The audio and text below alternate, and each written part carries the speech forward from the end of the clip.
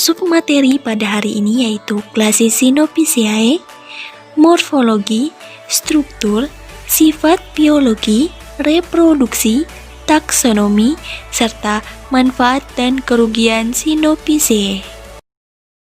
Assalamualaikum warahmatullahi wabarakatuh teman-teman. Perkenalkan, nama saya Nurul Suwaidah. Di sini saya selaku pemateri bersama yang akan menjelaskan mengenai klasis Synopsisiae. Nah, sebelum itu, teman-teman ada yang tahu apa itu Synopsisiae dan dari kelas mana? Ya, Synopsisiae ini berasal dari kelas Schizophyta. Nah, Synopsisiae ini adalah nama ilmiah bagi ganggang hijau biru. Kenapa demikian? Karena jenis yang pertama kali ditemukan yaitu berwarna biru kehijauan. Nah, Synopsisiae ini juga dikenal dengan Cyanobacteria, Rhizophyta atau alga lendir, dan juga blue green alga. Mungkin itu saja sedikit pengantar mengenai Synopsisiae. Kita langsung masuk saja ke dalam ciri-ciri Synopsisiae. Yang pertama, dinding selnya itu mengandung pektin, hemiselulosa, dan selulosa. Yang kedua, dinding selnya terletak di antara plasmalemma dan selubung lendir. Yang ketiga, inti selnya tidak diselubungi oleh membran.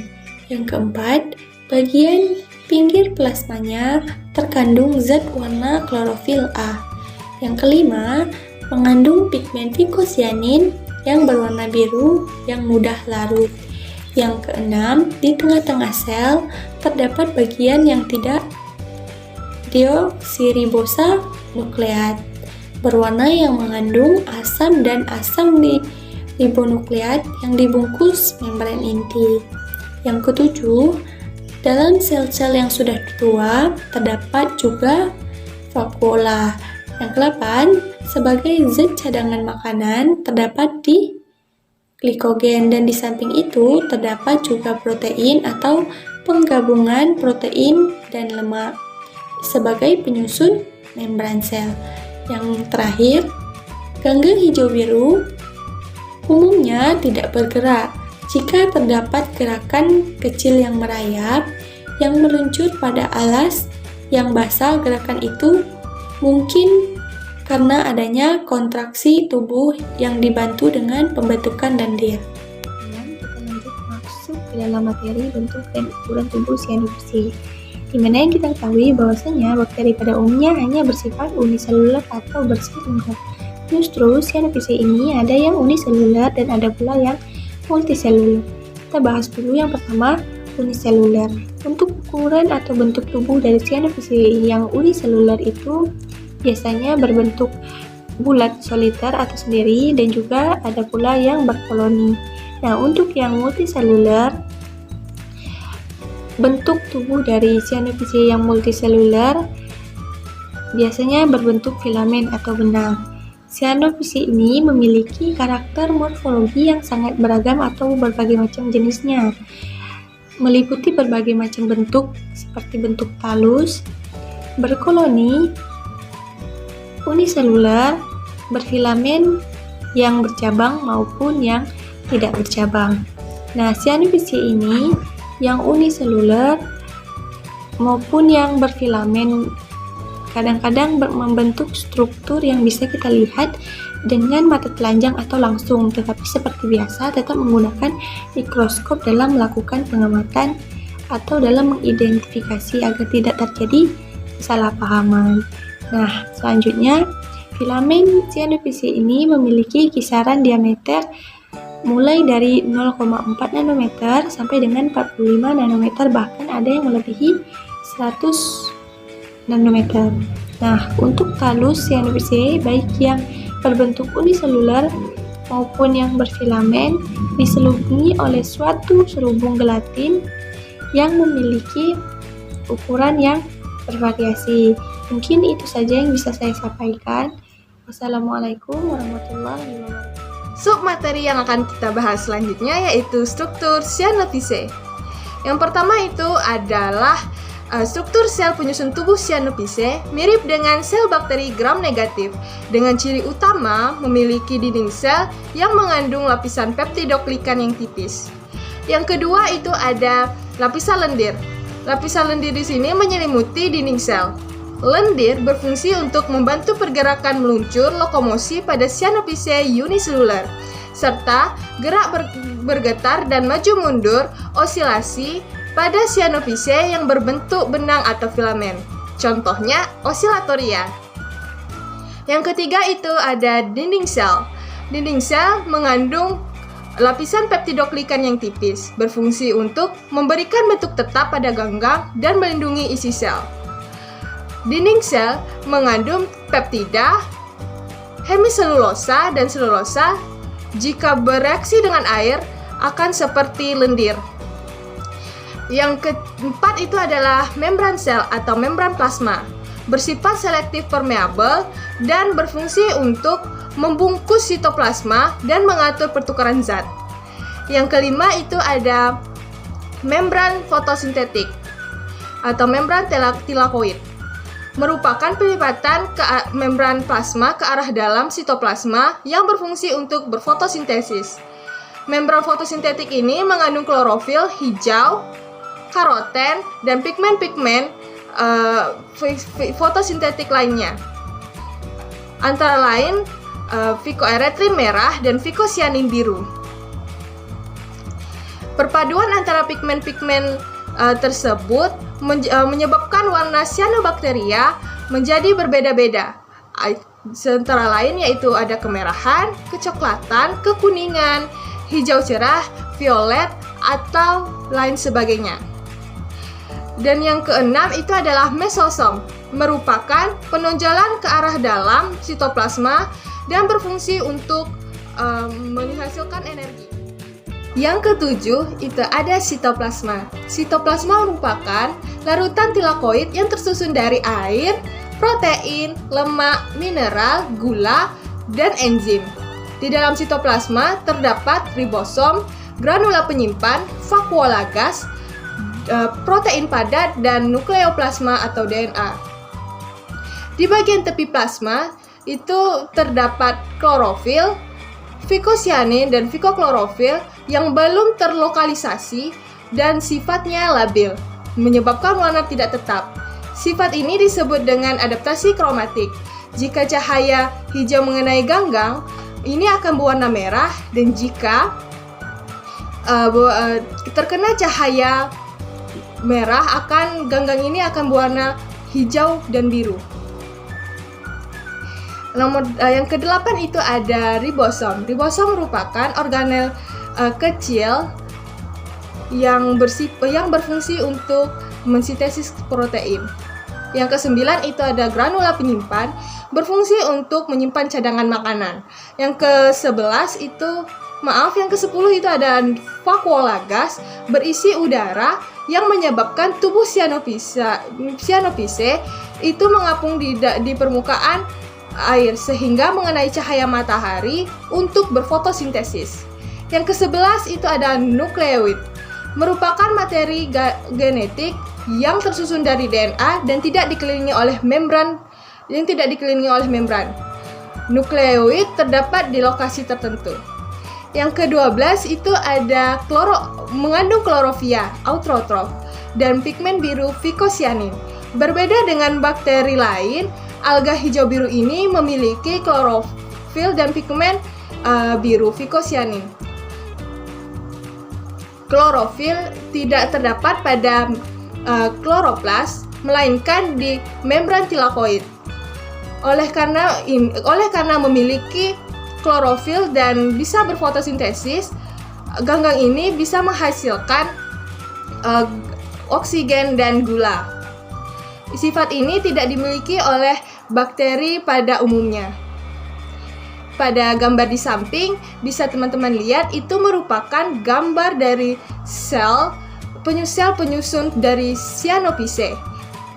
Teman-teman bisa lihat letak-letak dari sel penyusun sel cyanophyce. Kemudian, cyanophyce yang berbentuk seperti benang disebut juga dengan trikoma. terdiri atas sel-sel yang tersusun seperti rantai. Pada trikoma terdapat beberapa sel dengan bentuk dan fungsi yang berbeda-beda, yaitu sebagai berikut.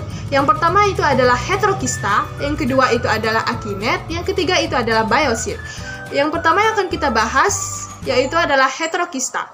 Heterokista adalah sel yang berukuran lebih besar dari sel-sel tubuh lainnya, berdinding tebal dengan isi yang jernih dan mengandung enzim nitrogenase. Heterokista berfungsi untuk mengikat nitrogen. Yang kedua itu adalah akinet. Akinet merupakan sel yang berukuran lebih besar dari sel-sel tubuh lainnya, berfungsi menyimpan cadangan makanan, berdinding tebal, dan mengandung endospora. Sel ini berfungsi untuk mempertahankan diri daripada kondisi lingkungan yang buruk. Yang ketiga itu adalah biosit. Biosit adalah sel-sel vegetatif, merupakan hasil dari reproduksi atau pembelahan sel, berbentuk bulat, berukuran kecil, dan berklorofil. Biosit ini berfungsi untuk fotosintesis. Kemudian ini adalah gambar dari heterokista dan nostoc. Teman-teman bisa lihat gambar tersebut. Baik, sekian presentasi dari saya. Materi selanjutnya yang akan dibahas oleh teman saya. Wah, materi Aisyah dan teman sebelumnya juga bagus ya teman-teman. Nah, jadi teman-teman harus tetap semangat untuk lanjut ke materi selanjutnya. Nah, selanjutnya itu kita bahas tentang sifat biologi dari cyanophyceae. Nah, apa sih itu sifat biologi?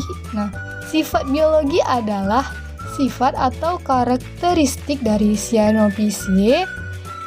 Misalnya mulai dari cara hidup, bentuk tubuh, habitat, dan lain sebagainya yang menunjukkan atau menampakkan ciri makhluk hidupnya. Nah, yang pertama itu adalah cyanophyceae atau ganggang hijau biru atau alga hijau biru merupakan makhluk hidup yang prokariotik. Nah, apa itu prokariotik? Nah, kita udah dengar ya teman-teman. Nah, prokariotik adalah sel yang tidak memiliki selaput inti atau tidak memiliki membran inti. Nah, selanjutnya cyanophyceae ini tidak memiliki yang namanya flagel. Nah, lalu bagaimana cara dia bergerak? Nah, dia bergerak dengan cara meluncur di atas permukaan. Nah, sebelumnya juga sudah dibahas ya teman-teman bahwa cyanophyceae ini juga memiliki istilah-istilah seperti alga lendir, alga hijau biru. Nah, dengan lendir yang dia miliki inilah dia dapat meluncur bebas di atas permukaan. Nah, dia bergerak dengan meluncur dengan bantuan lendir yang dia miliki. Selanjutnya, cyanophyceae memiliki warna yang khas. Nah, dari namanya sudah jelas ya teman-teman, alga hijau biru. Nah, dari mana kandungan hijau birunya itu? Nah, yaitu dari phycocyanin namanya teman-teman. Nah, selain warna hijau biru, dia juga memiliki warna lain seperti coklat, kuning, merah, dan warna campuran lainnya. Nah, itu berasal dari phycoerythrin. Nah, jadi sejumlah phycoerythrin ini membuat warna yang sangat bervariasi selain dari warna hijau biru tersebut.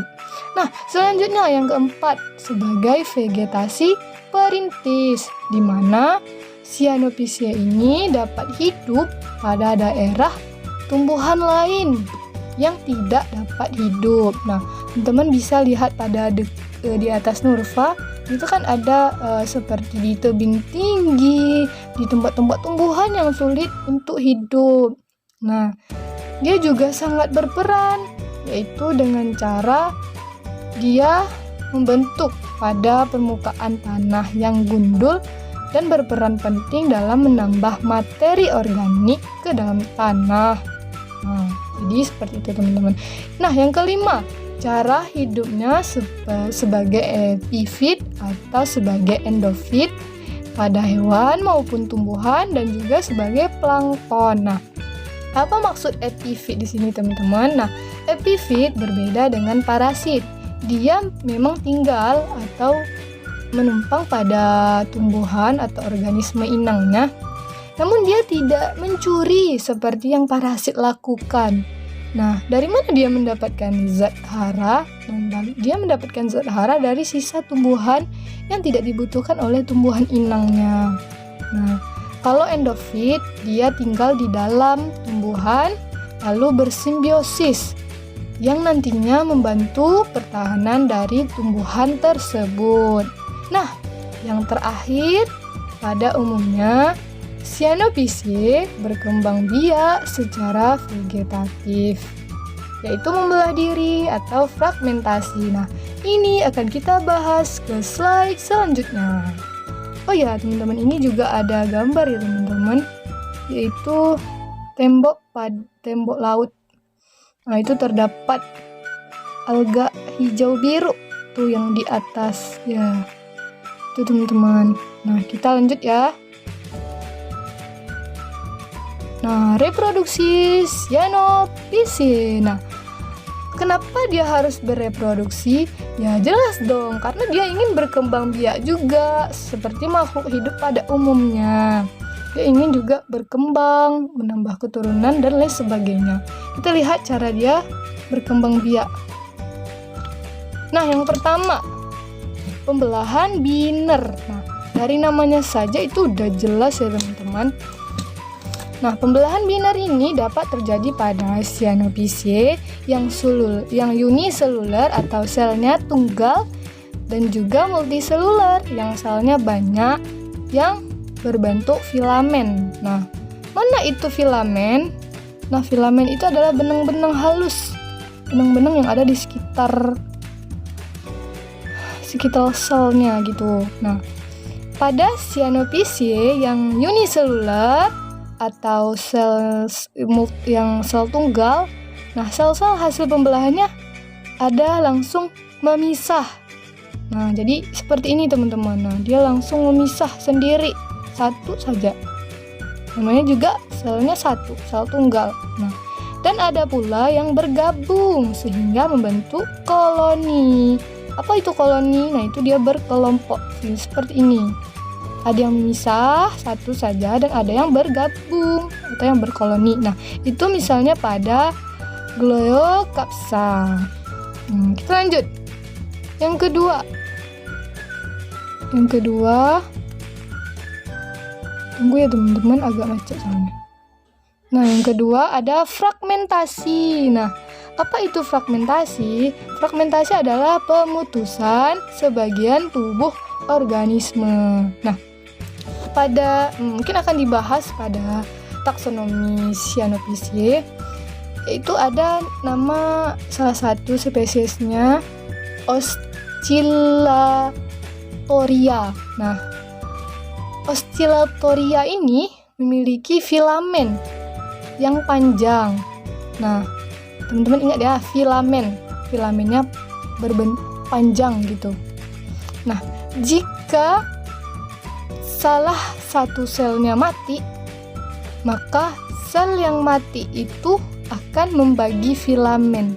Nah, ingat kata kuncinya teman-teman, jika salah satu selnya mati, maka dia akan membagi atau memotong filamen menjadi 2 ataupun lebih, tergantung dari seberapa jumlah selnya yang mati gitu. Nah, jadi setiap setiap potongan selnya yang terpotong itu akan disebut juga dengan hormogonium. Nah, hasil dari pemutusan filamen tersebut disebut dengan hormogonium. Nah, hormogonium ini jika sudah terlepas dari filamen induknya, maka akan membentuk individu baru, teman-teman. Nah, misalnya itu terjadi pada Plectonema borryanum. Yang selanjutnya, yang terakhir, yaitu pembentukan endospora. Nah, kita juga ini mungkin terjadi jika kondisi lingkungan pada Cyanophyceae itu kurang menguntungkan, misalnya pada kondisi yang kekeringan. Nah, jadi sel yang mengandung endospora itu kan disebut dengan akinet. Ini juga sudah dibahas ya teman-teman. Nah, jadi akinet ini berasal dari sel vegetatif yang berukuran lebih besar dari sel-sel pupuhnya. Teman-teman bisa lihat pada gambar. Jadi seperti itu. Nah, jadi seperti itu. Nah, kenapa dia? Karena di dalamnya itu terkandung cadangan makanan dan juga berdinding tebal. Ya, karena kondisi tadi, dia harus mempertahankan diri dan juga untuk berkembang. Nah, mungkin itu saja teman-teman. Kita lanjut ke pembahasan selanjutnya. Dadah! Nama saya Jenny Rezeki Lumban Gaol. Pada selanjutnya saya akan membahas tentang taksonomi Cyanophyceae. Pada klasifikasi Cyanophyceae terbagi menjadi 3 ordo, yaitu yang pertama ada ordo Crococales. Ciri-ciri ordo Crococales yaitu berbentuk tunggal tanpa spora, memiliki warna biru kehijauan dan membentuk selaput lendir.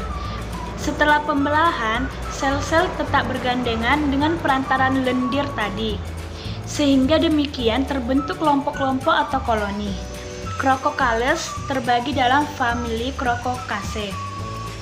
Contohnya itu ada Crococcus turgidus. Ganggang ini hidup di dasar kolam pada tembok-tembok basah atau cadas. Sel-sel muda tetap bersatu karena ada selubung yang mengikatnya. Yang kedua itu ada Gloecaspa sanguine. Ganggang ini hidup pada batu-batuan dan kadang-kadang dijumpai endofit atau epifit pada tumbuhan lain. Koloni berbentuk benang yang dapat putus menjadi hormogonium dan dapat tumbuh menjadi koloni baru.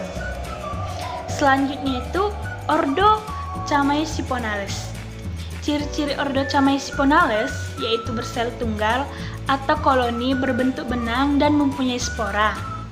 Jika lingkungan tidak sesuai akan membentuk sel-sel awetan dengan menambah zat makanan cadangan serta mempertebal dinding sel. Benang-benang itu dapat putus merupakan hormogonium yang dapat menyerap dan merupakan koloni baru. Spora terbentuk dari isi sel atau endospora. Setelah keluar dari sel induknya, spora dapat menjadi tumbuhan baru. Terdapat pada famili Chamaecyponaceae.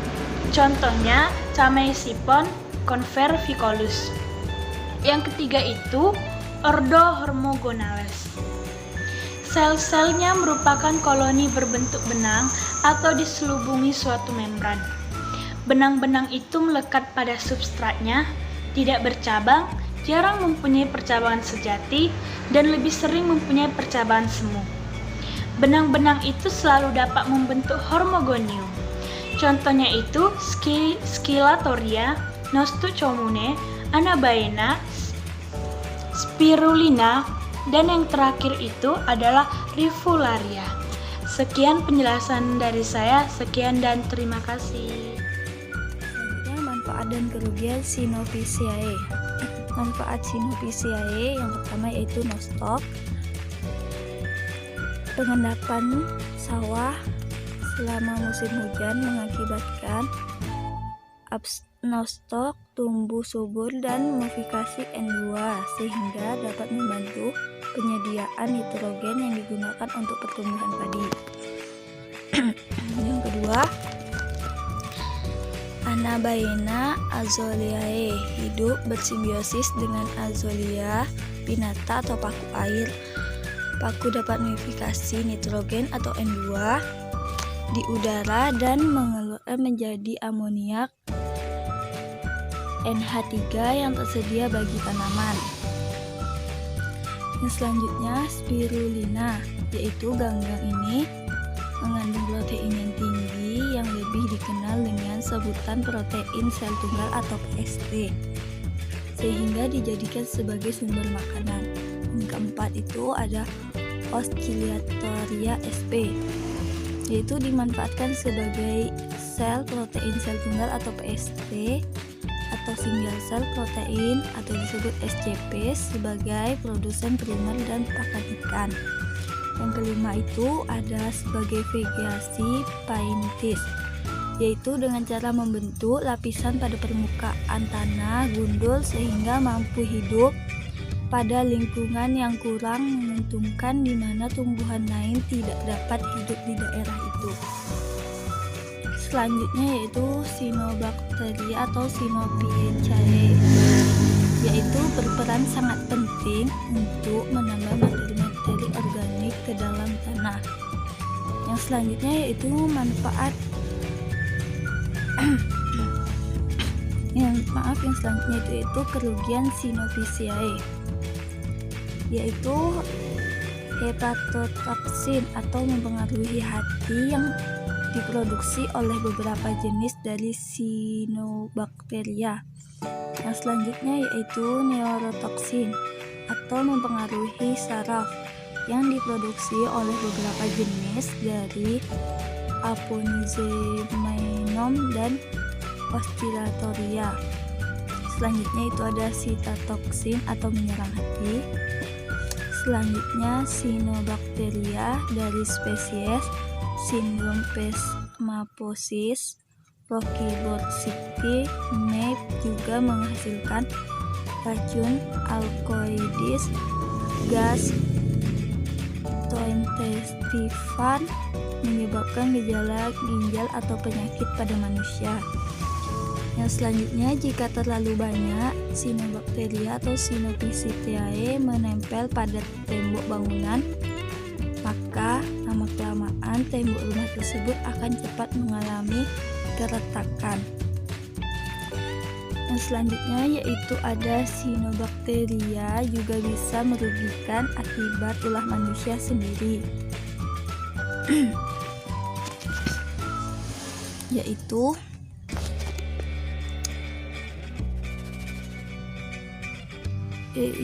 menempel yaitu akibat ulah manusia sendiri dapat hidup di lingkungan yang berkadar fosfat dan nitrogen yang tinggi. Selanjutnya, Cyanobacteria menghasilkan racun yang dapat membunuh ikan dan organisme laut lainnya. Sekian penjelasan dari kelompok 3. Terima kasih telah menonton hingga selesai ya.